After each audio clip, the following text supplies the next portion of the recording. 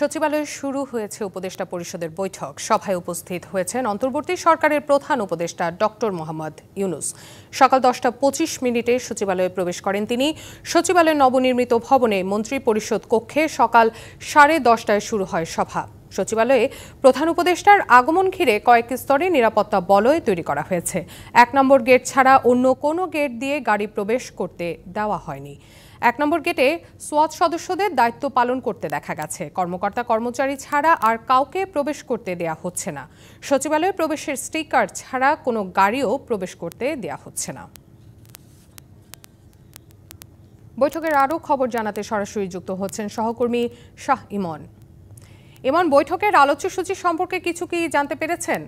তাসনুভা, আমি বলি আজকে হচ্ছে প্রধান উপদেষ্টা সচিবালয়ে এসেছে। এর আগে উনি শপথ নেওয়ার পরে আরেকবার এসেছিল। আজকেই উনি সচিবালয়ের যে উপদেষ্টা পরিষদের বৈঠকে অংশ নিয়েছে।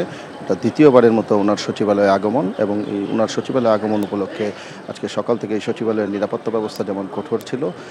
কালার এক্সপার্ট, জর্জ স্যাপ এবং মাইল্ড অন হ্যান্ডস টেকনোলজি সমৃদ্ধ অরিক্স ক্রিস্টাল ওয়াশ আপনার এবং উপদেষ্টা পরিষদের বৈঠক 10:30টায় শুরু হয়েছে এবং এই মুহূর্তে এখনও বৈঠকটি চলছে।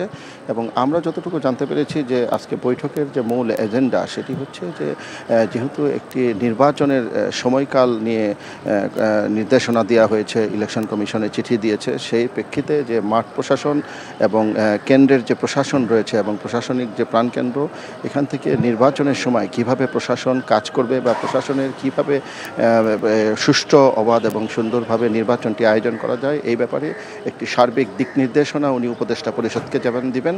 এখানে জনপ্রশাসন সচিব থেকে শুরু করে মন্ত্রিপরিষদ বিভাগের সচিবরা উপস্থিত রয়েছেন এবং উনি মাঠ প্রশাসন কিভাবে কাজ করবে মূলত ইলেকশনের সময়, এই বিষয়টাই আজকে প্রধান উপদেষ্টা মূলত প্রধান ইস্যু এবং এজেন্ডা, এবং সেইভাবে উনি নির্দেশনা দিবেন।